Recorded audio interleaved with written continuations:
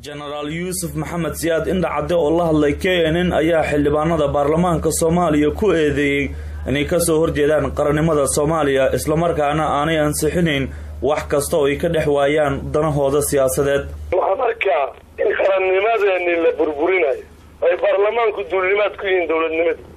ay qarannimada duulimaad ku yihiin ay jiritaanka duulimaad ku yihiin marka mas'uuliyadda ay saaran ayaa tusaysa كمان موسيقى أنت جالس وزارة ولا بومبو لكن برلمانكو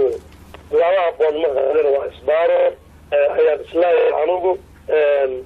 قاعدة صحراء النمان عنوبه هذا يوسف محمد سياد إن عدى أيها شيء إن صوبت حلوانه ويجوري ماذا حكومة الدوان وصوم عبير رئيس الوزراء عمر عبد الرشيد أيتاي إن حلوان كستو دونه يؤنو نقض وزير حكومتي وهذه البرلمانكا نبكى تاير عمرك وحواي برلمانكو رابط وطن يشنح النوبة رابط وطن يشنح النوبة وشيء طبعا نكي اسكوايا كبنات كان جديدة يا حكومة إلا مريو حكومة شخيصة وكان عبارة يا عندما عشر جلال غطي عندما نبوة معارض المحافظ نبوة معارضك